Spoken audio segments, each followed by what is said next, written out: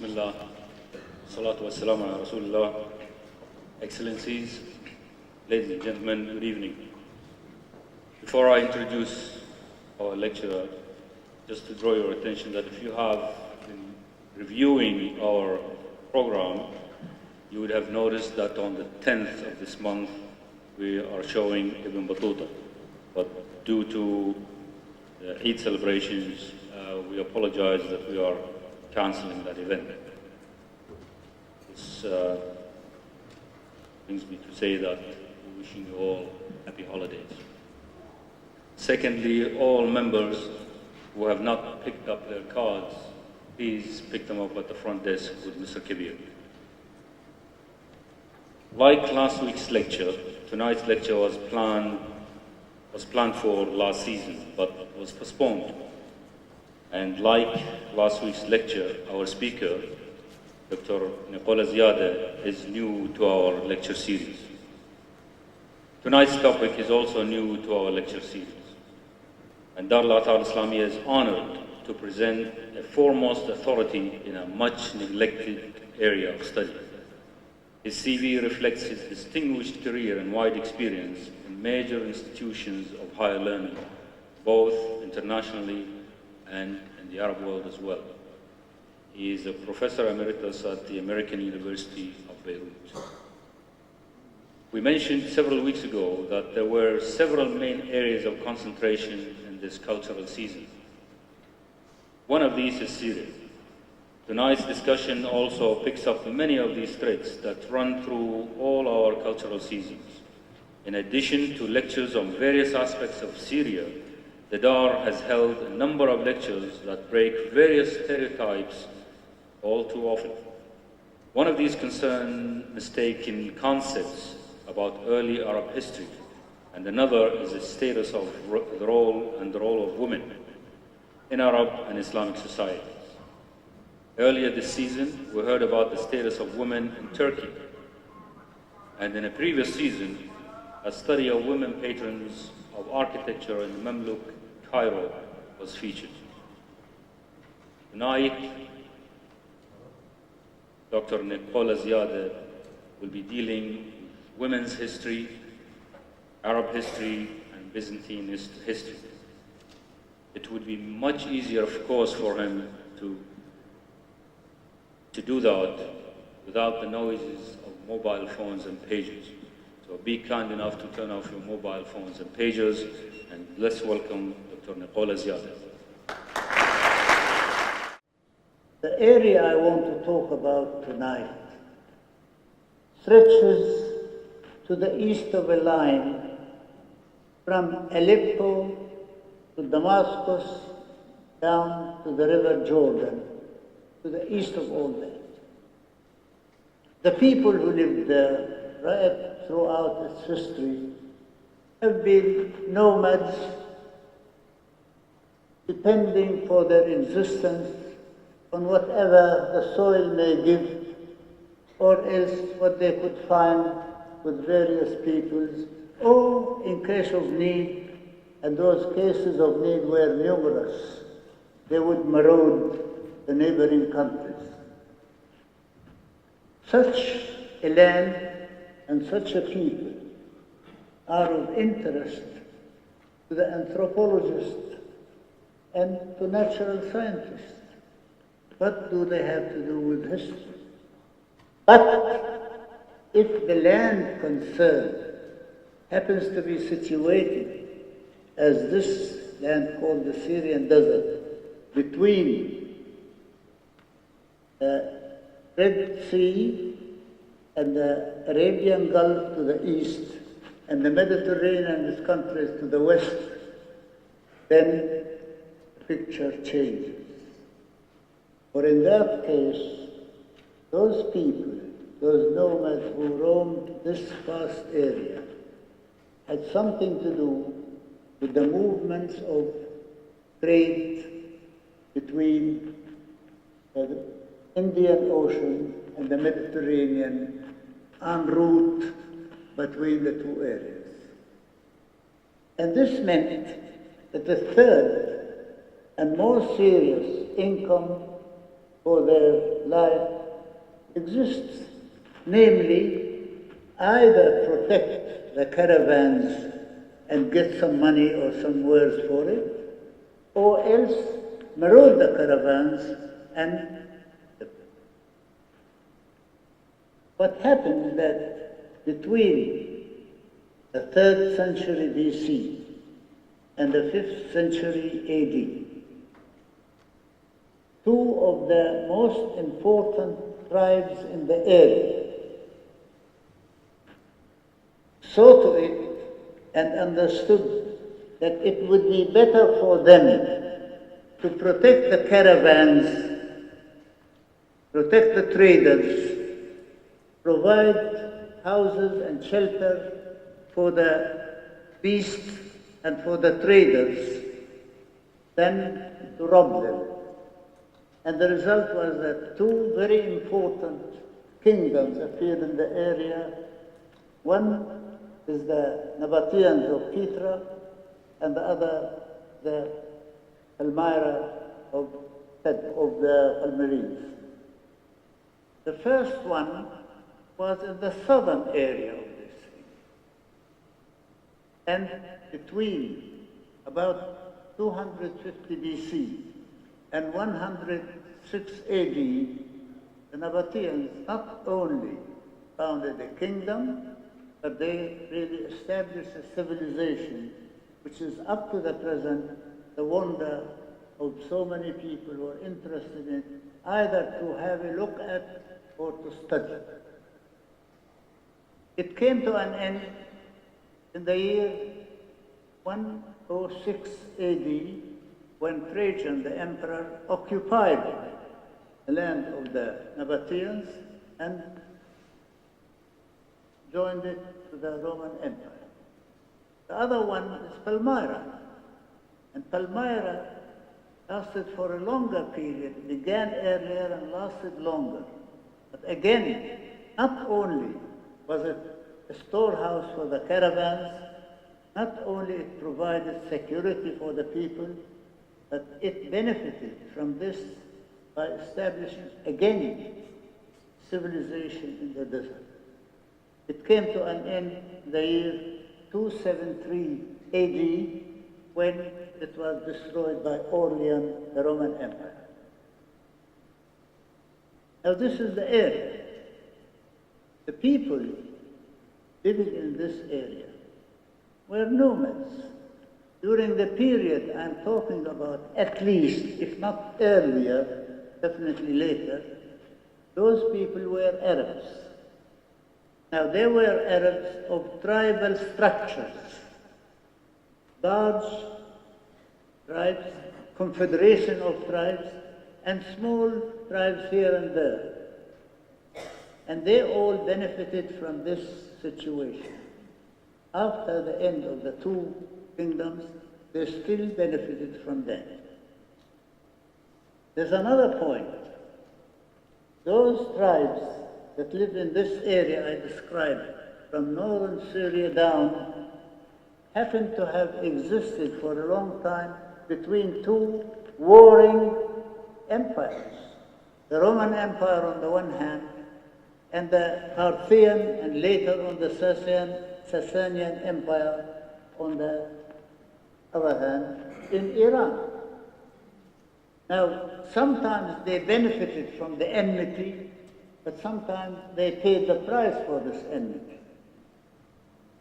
Now, this is as far as the land and the people that roam there are concerned.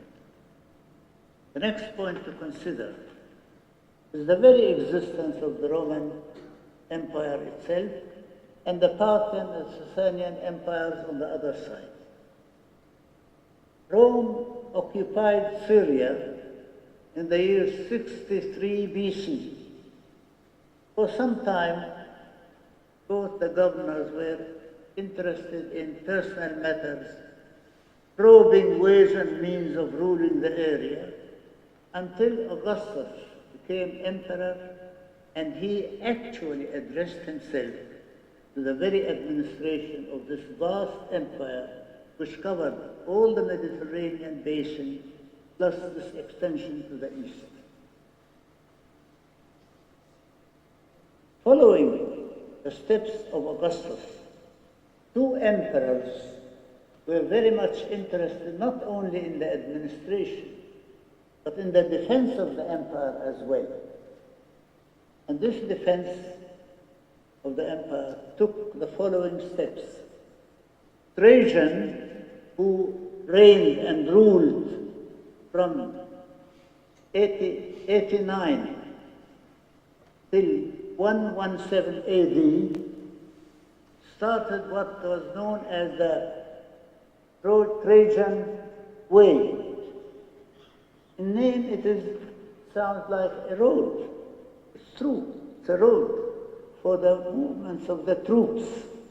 But more important than the fact that it was true, there were forts and other places for the stay of Roman legions there. This went on quite admirably until Diocletian ruled from 284 till 304 AD. This is about 200 years after our Trajan. He had expanded the frontiers of Rome within the Syrian desert to the east and started another line of defense composed of forts and bastions stronger than those that had been established by Trajan. But all the same, ruling a civilized country, agricultural, commercial, and so on, is one thing, but ruling Bedouins and nomads is another. And the Romans learned during this period how to deal with those people. Instead of ruling them, they allied themselves with them. And they introduced a system by which those various tribes, large and small alike, were considered to be confederates with the empire. That is to say, under the Romans, they received money and they received also grants and aid, like olive oil and wheat and barley, so that they would defend the frontiers of the Roman Empire with the Roman legions. Now, at the same time, this put them themselves far from being enemies of the empire. Instead of their being enemies, they became part and parcel of the defense system of the empire. This system, by the way, the Persian empires, the Parthians and the Sasanians, never managed to get this sort of thing. The Romans were better administrators altogether.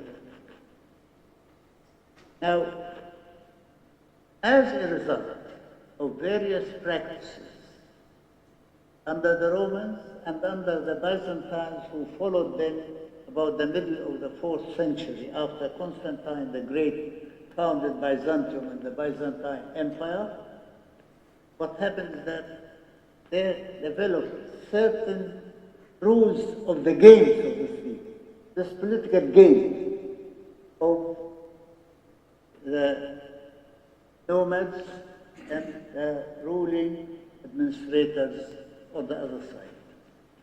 First, if the tribe is a small one, then the person in alliance or confederation with the ruler of the Roman Empire would be referred to as sheikh, filiarch, which is a Greek word meaning a head of a tribe. If there's a larger confederation of tribes and somebody happens to be the head of this confederation, then he was called Basilius, which means king. And quite a number of those people were kings because they were heads of confederations of tribes. We have the name of one called Bru al-Qais, early 4th century. This is one. Secondly, a treaty is always negotiated between the ruling emperor and the heads of these confederations. If one party dies, the treaty comes to an end and negotiations have to be started again. Thirdly, during that period, those Arabs who allied themselves with Rome and later on the Byzantine Empire received no grants and aid, they received money. They arranged for their own provisions. Another point worthy of consideration concerning this period in the history of Rome and the area is that the Roman Emperor, under the empire, was the head of the religion of Rome. He was known as the high priest of the religion. In other words, he was practically the head of the community of worshippers. Whether the goddess worship was the Roman Empire, or the sun god, or the emperor himself. Now, when Constantine adopted Christianity early in the 4th century, he considered himself also to be the head of the Christian church, just following the tradition that was followed in the empire. By the way, Constantine never made Christianity the official religion of the empire. He considered Christianity as one of the official religions of the empire.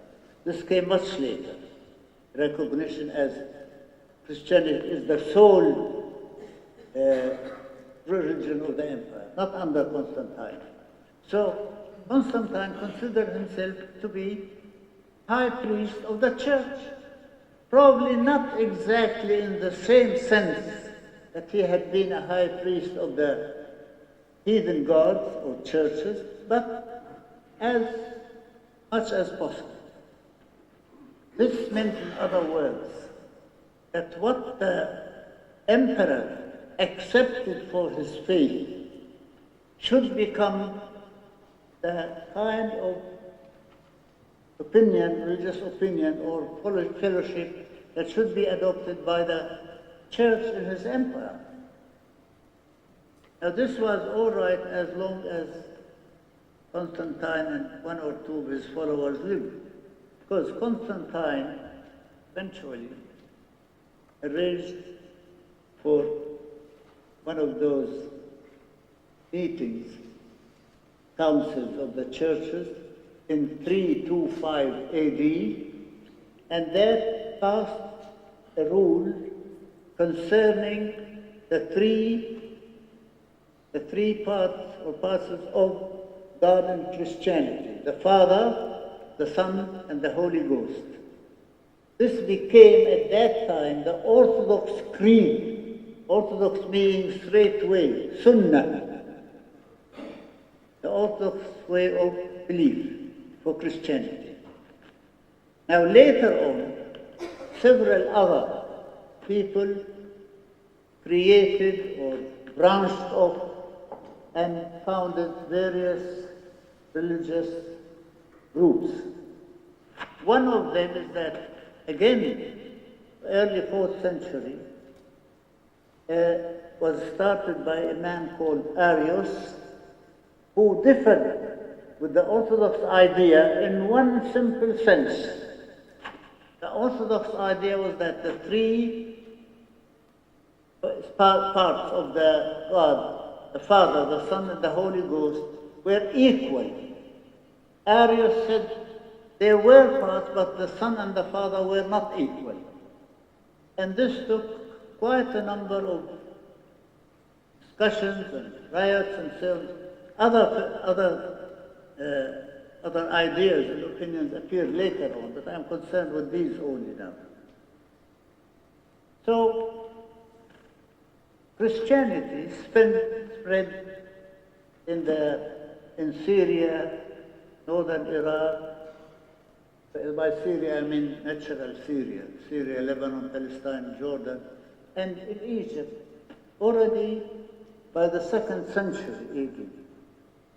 Late in the 3rd century, it started moving into the nomadic and Bedouin areas in the area we spoke about. Now, this meant that those people accepted orthodoxy, which was earlier than Arianism. So most of those Christians in the nomads or Arabs were Orthodox, in other words, following the Orthodox aspect or explanation of Christianity.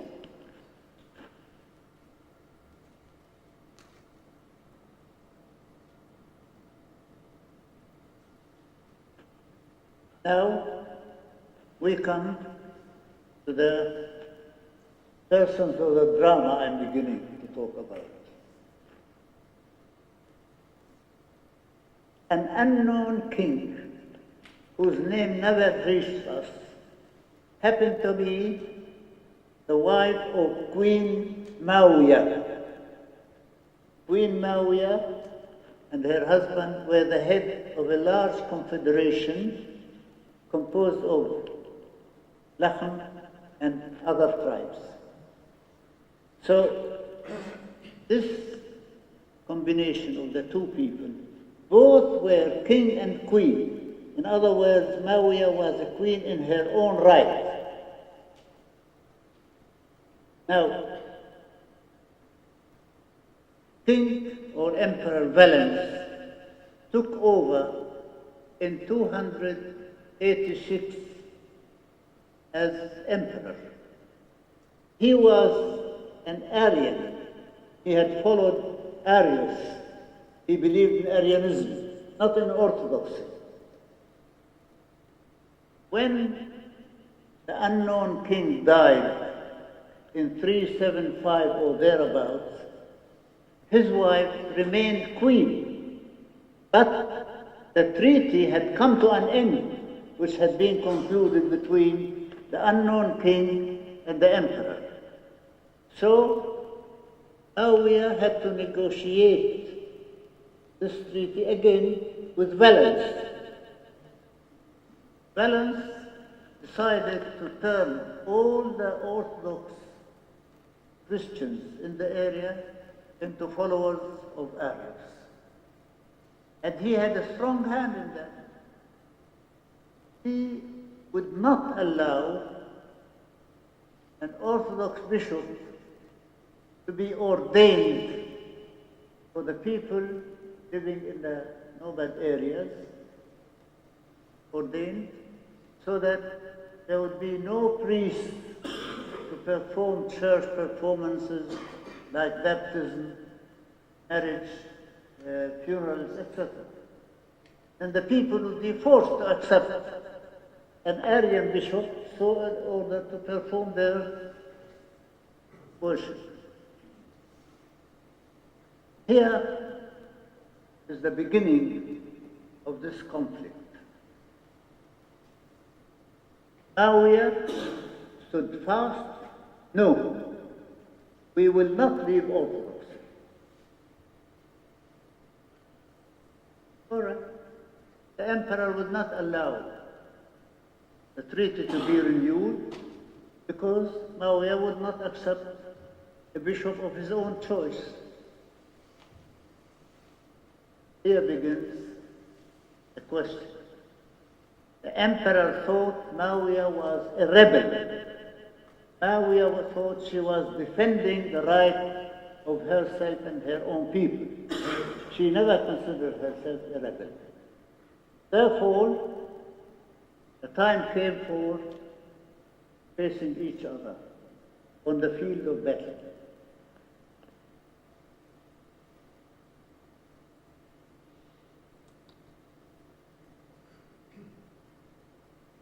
Never mind. The map is large enough. Now, Mawiya is round about the word Kelb here, as you see on the map. That was the center of her administration, let's say, metaphorically. But her tribes, the tribes under her, extended from the north, from near Aleppo, down to Horan, and even to the south of that Horan area. Now, the point is that Mawiya had lived with her husband and ruled with him for a long time. She knew exactly where she would be stepping. She knew the area very, very well. She had quite a good control of her cavalry. And she was respected by the people who were Orthodox for defending their faith. So she had three good reasons to feel that she could fight an emperor. The fighting took place, see the word Lebanese, Phoenicia, Lebanese, the center. This is the area known, extending from the east of Damascus, from the mountains, the east of Damascus, right into the desert. This was her way of maneuvering. She wanted to meet the Byzantine troops at a place of her own choice. And apparently, the local military leaders of the Byzantines did not have this idea. They thought they were going to fight in the open. So she outskirted Jabal al-Sheikh, Mount Hermon, south, went into what is now part of the Julan to the south, and went right to the area inside where the sources of Jordan and other rivers are. It's quite a flat area, difficult to trespass because of branches of various kinds of water. I happen to know the area well myself. I walked several times. And there she descended on the military camp and defeated the local military officer. Now the local military officer asked for help from the Dux Oriens. Dux Oriens was the head, the military head of all the armies of the East, of the Arab East. That is to say, part of Asia Minor, northern Iraq, all Syria, and part of Egypt. So he collected his armies and came to fight this woman. He set his subordinate officer aside, wanted to make the glory, to gain the glory for himself. But now we are defeated even that large Byzantine Empire army. And only this officer who was set aside was the person who saved the Dukes from being killed. Having won this decisive battle, Mawiya could face Valence with different positions. He renewed the treaty, and he accepted to appoint, to ordain, to have a bishop of the Orthodox faith ordained for the people. But he resorted to a trick. The bishop was an ascetic called Musa. Now Musa should be ordained by either bishops or patriarchs.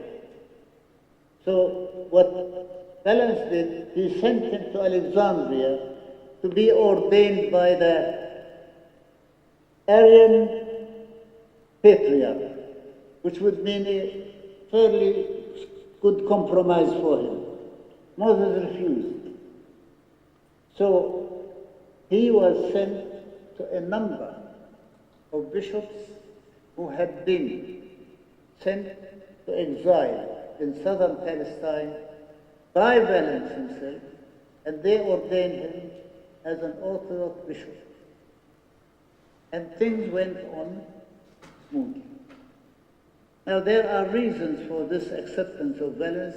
He was busy in the Balkans, he was busy in Constantinople with the Germans and so on. Unfortunately, for Mawiya and her people, Valens died soon after this arrangement, hardly 2 years after this arrangement. Now a new emperor came. The new emperor, irrespective of religious creed, he had been in Spain for a long time. He came from Spain to be emperor in Constantinople with no interest in the East at all. One.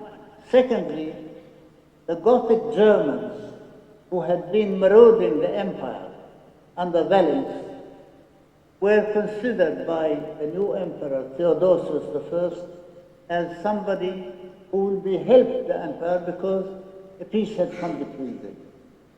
So those people of Gothic empire, and not even Christians, because most of them were still heathen, became sort of favorite to the palace. And the palace appointed many of them heads of provinces, including one German pagan who was appointed as dukes of the Orient. That's the head of the military organization of the East, the whole area. Now, when Valens died,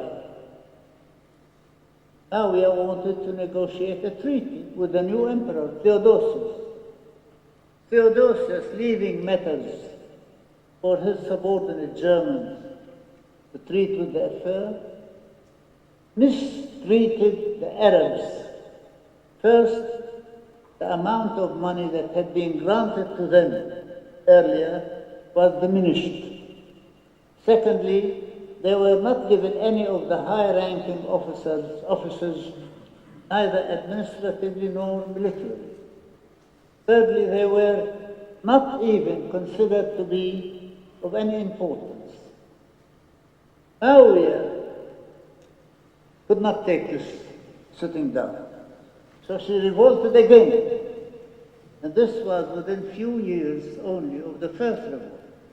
But this time, things had changed, and Mawiya was defeated. She went to the same area to fight the Romans, but apparently those Byzantines had learned the lesson. So they defeated her, and she went into exile. This was about 385 or 87. One inscription found later on, more recently, in Khunasira, in northern Syria, which mentions the name of Mawiya as being a hand in the building of a monastery in that area. Now this is quite a long time, but there is no reason, according to most historians, that this woman who had abdicated and left all worldly affairs and joined religious arrangement organizations, was helpful in that area in building the monastery of St. Thomas in the neighborhood of Khunasira. So this is the story. The story in principle was the national feeling combined with religious attitudes against an emperor who wanted to impose his own ideas in a country. The first time, Mawiya succeeded, forced his hand. But the second time, she was not able to do it, had abdicated and left the scene. Thank you, ladies and gentlemen.